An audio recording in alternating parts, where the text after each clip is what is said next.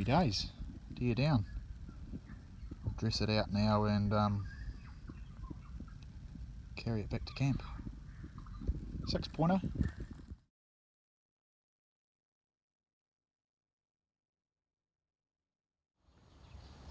Fold it skin to skin, like that. And then you can just roll it up, like so.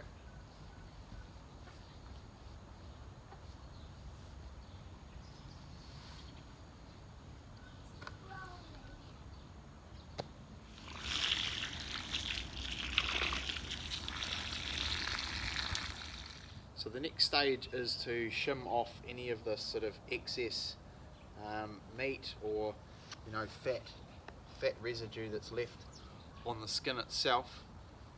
So to do that, you can probably use a number of different things, but I've found it best if I use a knife, and it's I guess it's called a skinning type of knife, so it's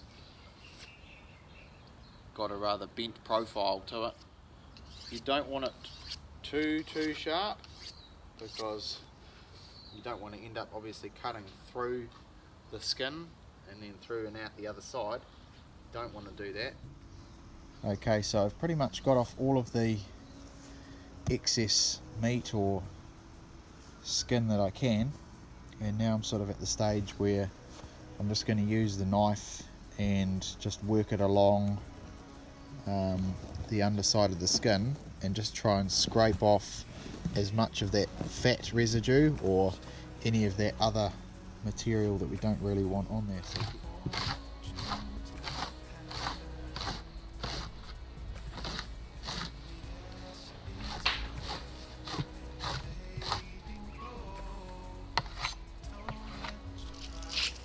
Just cleaning it up a little bit now.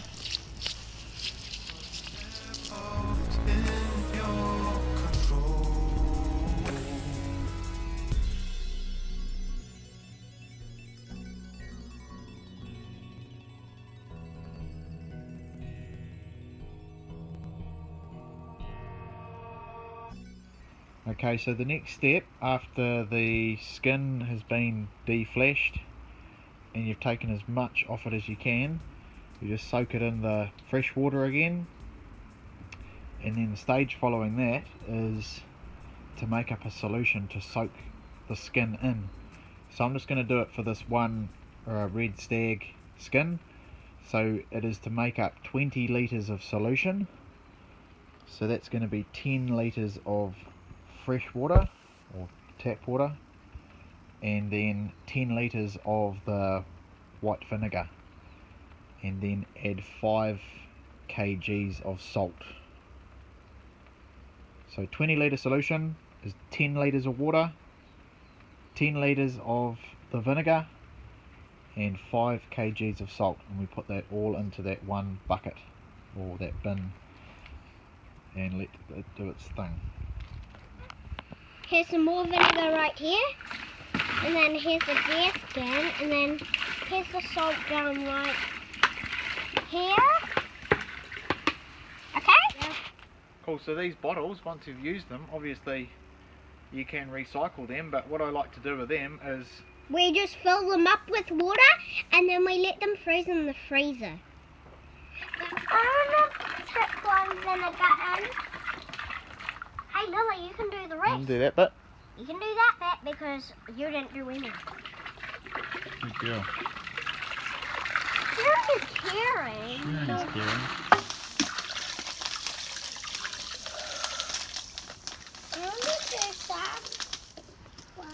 Here we have already put the salt and vinegar in a tub, and now we are going to put the deer skin in there. So what we're doing here is we are obviously just putting the skin into the solution. I'm giving it a good roll around now to try and get as much salt onto the skin as we can. And we're basically going to put a couple of bricks on top of the skin to keep it down so that it doesn't all float up to the top. It's going to stay in here for about 7 days.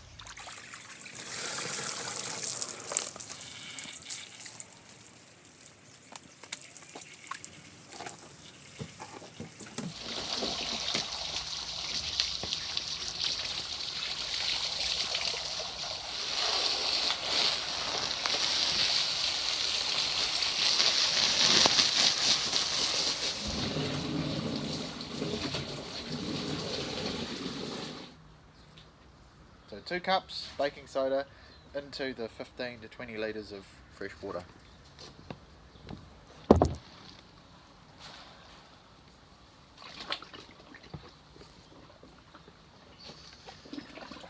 Yes, and I'm going to move the skin.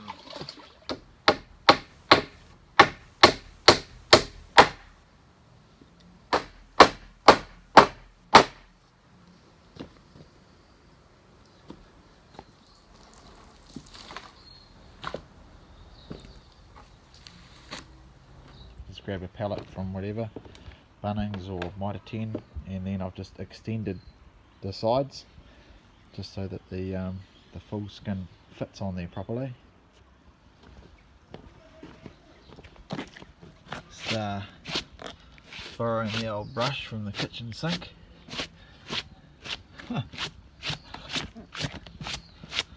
Just don't get seen using it, eh? Now it comes time for the staple gun. So I'm just going to tack all the way around the edges and stretch it out while I go.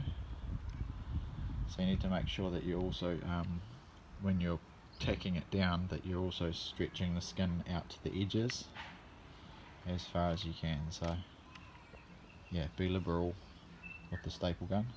Cool, so it's all pinned now, and I'm just going to let it dry for a little while, maybe half an hour or an hour, just to get rid of that surface, the surface water on it, and then I'm going to coat it in salt to pull all of the moisture out of the skin. Okay, so the next step is to throw the salt on, and just trying to layer it out as evenly as you can. So it's the non-iodized salt. So there's about 2 kilos in each of those bags, so I'll probably use about 2 kilos or 2 to 3 kilos on the skin itself.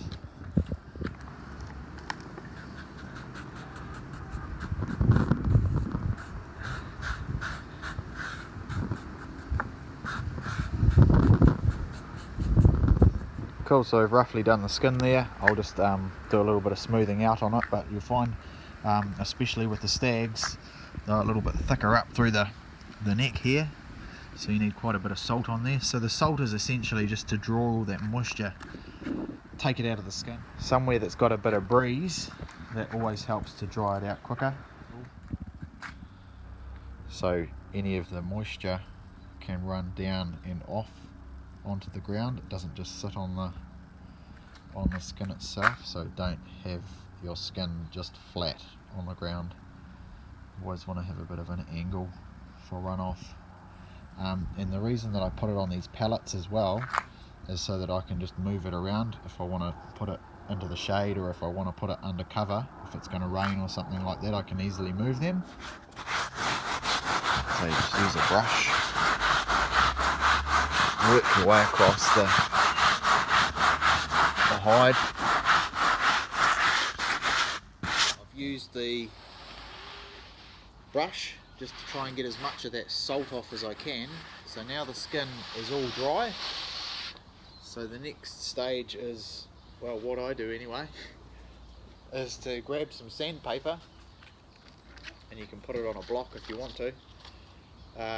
Doesn't need to be too specific about what grit it is, but I use an 80 grit, and essentially just work my way around the skin and trying to take off, you know, some of these little ridges and bits and pieces. But it's also a way of trying to get off as much of that salt as you can, because you ideally don't want all the salt, you know, on your carpet or on your timber and on your floors. So this is just another way of sort of working that out. So I'll start at the top and then just work my way all the way down to the bottom.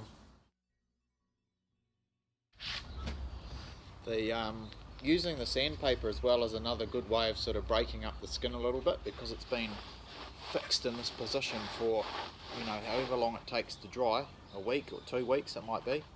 And so it's a good way of just actually softening up the skin a little bit.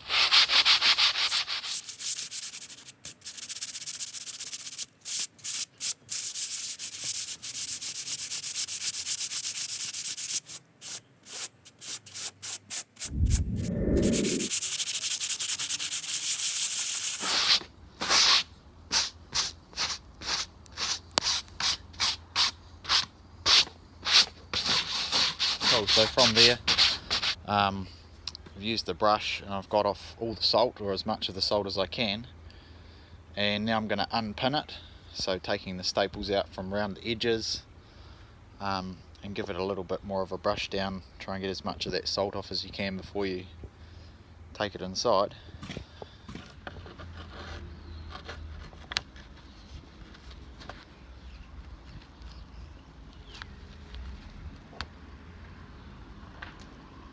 Okay, so there's the skin.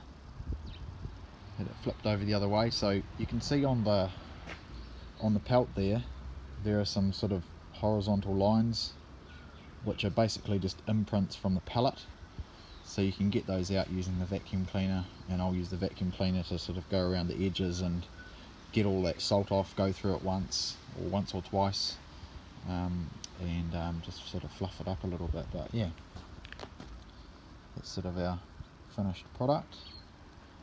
From here, if you want to, you can also get some scissors. You need some quite strong scissors, and if you want to sort of cut some shapes into it to make it quite uniform, you can do that as well. Sometimes it's nice just like that, it's a bit rustic.